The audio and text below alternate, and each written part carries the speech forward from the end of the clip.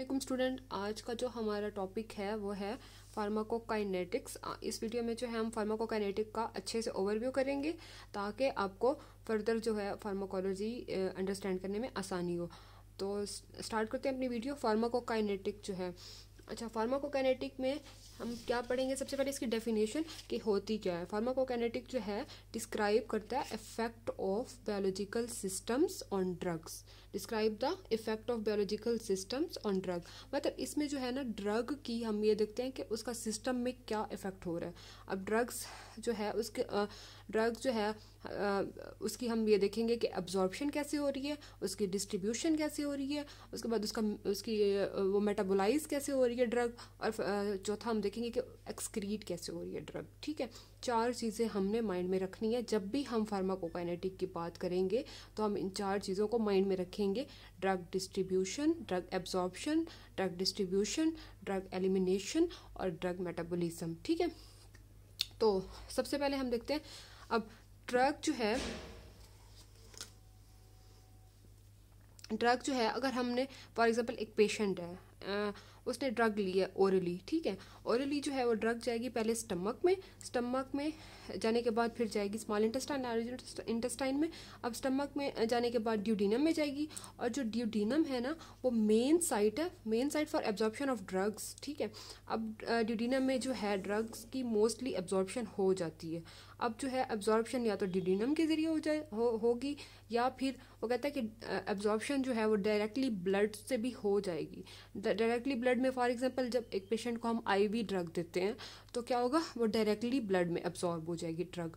या तो अगर हम आईवी नहीं देते, फॉर एग्जांपल हम उसको देते हैं ट्रांसडर्मल या इंट्राडर्मल, ठीक है, या सबक्यूटेनियस हम देते हैं, तो उसको क्या होगा, ड्रग को जो है या ओरली देते हैं तो ड्रग को जो है ना टाइम लगेगा मेम्ब्रेन से गुजर के फिर हो जाएगी सिस्टेमिक सर्कुलेशन में या ब्लड में जाएगी। ठीक है, तो डायरेक्टली ब्लड में वो फ्री फॉर्म में भी जा सकती है या प्रोटीन बॉन्डेड फॉर्म में भी, जैसे प्लाज्मा प्रोटीन बाइंडिंग। और उसके बाद जो है एब्जॉर्प्शन इस तरह से हो गई।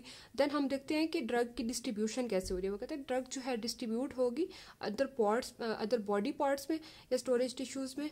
ठीक है, उसके बाद डिस्ट्रीब्यूशन होने के बाद जो है हम ड्रग अब जो है हमने क्या करना है, ड्रग की मेटाबॉलिज्म करनी है। अब ड्रग की जो मेटाबॉलिज्म है उसके लिए जो सबसे मोस्ट इंपॉर्टेंट ऑर्गन है हमारी बॉडी में वो है लीवर। लीवर में जो है हमारी जो है ड्रग मेटाबोलाइज हो रही होती है। जब मेटाबोलाइज हो रही है, ठीक है, मेटाबोलाइज होने के बाद फिर वापस यहाँ से लिवर से जो है मेटाबोलाइज होके फिर आएगी वापस ब्लड में हमारे पास ड्रग। जब ब्लड में आएगी देन हम जो है हमने उसको एक्सक्रीट करना है। अब ड्रग मेटाबोलाइज हो गई, फिर वापस से ब्लड में आ गई, अब हमने इसकी एक्सक्रीशन करनी है आउट ऑफ बॉडी। तो एक्सक्रीशन के लिए कौन सा ऑर्गन है हमारी बॉडी में, किडनी। ठीक है, इससे जो है ड्रग हो जाएगी बॉडी से एक्सक्रीट। तो हमारे चारों पॉइंट्स क्लियर हुए। फार्माकोकाइनेटिक में क्या हुआ, हमारी ड्रग एब्जॉर्प्शन हुई, ड्रग डिस्ट्रीब्यूशन हुई, ड्रग मेटाबॉलिज्म हुई और एक्सक्रीशन हुई। ठीक है, ये फार्माकोकाइनेटिक्स है। अब जो है फर्दर हम ये डिस्कस करते हैं कि जो हमारे पास ड्रग की एब्जॉर्प्शन हो रही है वो किन तरीकों से हो रही है। ठीक है, सबसे पहले जो है हम देखते हैं पैसिव जो है, या तो डायरेक्टली जो है एक्टिव ट्रांसपोर्ट से जाएगी ड्रग। ठीक है, पैसिव डिफियन से जाएगी, एक्टिव ट्रांसपोर्ट से जाएगी, मतलब एटीपी रिक्वायर होंगे ड्रग की ट्रांसमिशन के लिए, ड्रग की एब्जॉर्प्शन के लिए। ठीक है, या फैसिलिटेटेड डिफियन होगी या एंडोसाइटोसिस। इन चार तरीकों से जो है हमारे पास ड्रग की एब्जॉर्प्शन होगी। अब जो है हम वही बात आ गई, distribution by blood, metabolism bye liver, excretion bye kidney. ठीक है, अब हम ये भी डिस्कस कर लेते हैं कि जो है ड्रग जो है उसके कौन कौन से रूट्स हैं, किन रूट्स से जो है ड्रग एडमिनिस्ट्रेशन हो रही। अब हम रूट्स को डिस्कस कर लेते हैं। Routes of administration of drug,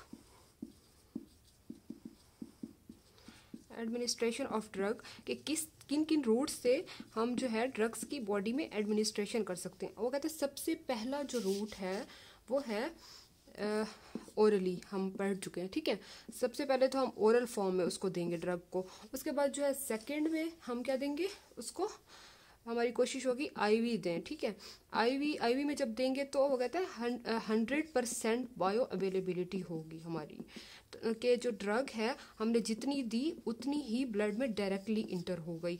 ivy form में दे सकते हैं हम, इंट्रामस्कुलरली दे सकते हैं हम इंजेक्शन की फॉर्म में दे सकते हैं, ठीक है।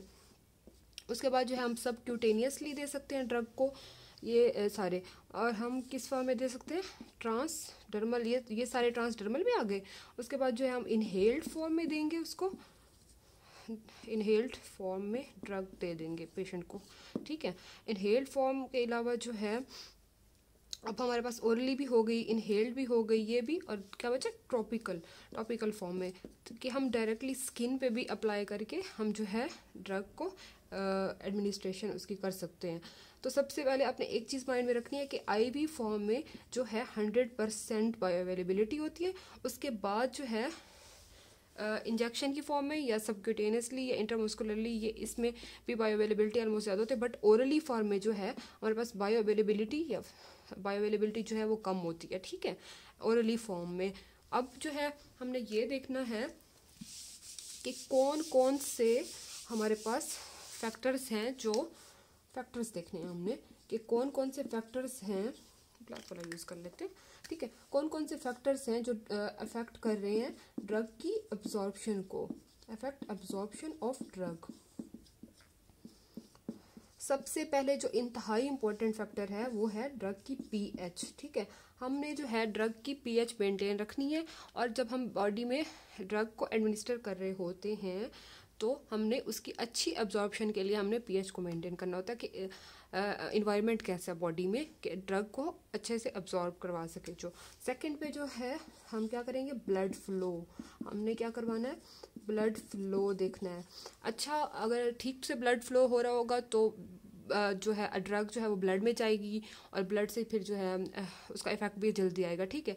फॉर एग्जांपल वो कहता है, फॉर एग्जांपल अगर हम एक एग्जांपल जिसको समझने की कोशिश करें, तो शॉक वाला पेशेंट है, ठीक है। शॉक में क्या होता है, हमारा ब्लड फ्लो कम हो जाता है बॉडी में। जब ब्लड फ्लो कम होगा तो आर्गन्स को ब्लड नहीं मिलेगा, तो क्या होगी, हमारी जो है एब्जॉर्प्शन जो है वो ड्रग की कम हो जाएगी, ठीक है। बॉडी में एब्जॉर्प्शन कम हो जाएगी ब्लड फ्लो में, ठीक है। अब तीसरा जो है वो सरफेस एरिया हम देखते हैं, ठीक है। अब वो कहता है सरफेस एरिया अगर ज़्यादा होगा तो ओके, ठीक है। अब सरफेस एरिया में हम देखते हैं कि क्या सरफेस एरिया जो है mostly diseases, for example coeliac disease हो गई या इन्फ्लेमेटरी बाउल डिजीज़ हो गई, इनमें क्या होता है, जो हमारे पास विलाई होते हैं, माइक्रोविलाई या क्रिप्ट्स की फॉर्म में जो भी हैं, ये डिस्ट्रॉय हो जाते हैं, ठीक है। जब ये डिस्ट्रॉय होंगे तो क्या होगा, सरफेस एरिया जो है हमारे पास रिड्यूस हो जाएगा। जब सरफेस एरिया रिड्यूस होगा तो क्या होगा, जो ड्रग की एब्जॉर्प्शन है वो भी हमारे पास रिड्यूस हो जाएगी, ठीक है। तो हमें सरफेस एरिया को भी माइंड में रखना है कि ये भी इंपॉर्टेंट फैक्टर है ड्रग की एब्जॉर्प्शन में। पीएच, ब्लड फ्लो, ठीक है, ये तीन हमारे पास बहुत इंपॉर्टेंट है। उसके बाद जो है एक मोस्ट इम्पॉर्टेंट फैक्टर जो है वो है ड्रग की एब्जॉर्प्शन में बायो अवेलेबिलिटी, ठीक है, बायो अवेलेबिलिटी। अब बायो अवेलेबिलिटी क्या होती है, बायो अवेलेबिलिटी को हम इस तरह से डिफाइन करते हैं कि फ्रैक्शन या percentage of administration of drug, ठीक है, that reaches the systemic circulation. अब को कितनी जो फ्रैक्शन है या कितनी परसेंट जो है ड्रग जो है वो एडमिनिस्टर हो के सिस्टेमिक सर्कुलेशन में, फॉर एग्जांपल ब्लड में जा रही है, इसको हम कहते हैं बायो अवेलेबिलिटी, ठीक है।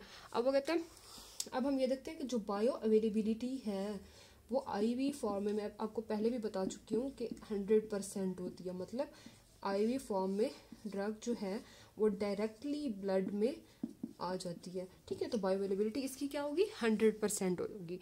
और ओरली फॉर्म में ड्रग जो है पहले हमारे पास स्टमक में जाएगी, स्टमक से फिर उसने जाना होता है ड्यूटीनम में, ड्यूटीनम से फिर जाएगी लीवर में, वहाँ पे मेटाबोलाइज होगी, लीवर से जाने के बाद जो है देन जाएगी कहीं सिस्टेमिक सर्कुलेशन में, ठीक है, ब्लड में वापस। तो इस तरह ड्रग को यहाँ से जाते हुए वहाँ तक क्या होगी, टाइम लगता है। और मोस्टली जो है वो ड्रग, जैसे फॉर एग्जांपल हमने यहाँ अगर लेट्स सपोज 100 mg ड्रग ली, ठीक है, यहाँ तक जाते जाते हमारे पास बचती है 50% या 50 mg, ठीक है, 50 mg। तो जो 50% है वो यहाँ जो है वॉज एलिमिनेट हो गई। तो इसमें जो है हमारी जो है बायो अवेलेबिलिटी रिड्यूस हो जाती है। ओरली फॉर्म में बायो अवेलेबिलिटी हमारे पास क्या होगी, रिड्यूस हो जाएगी।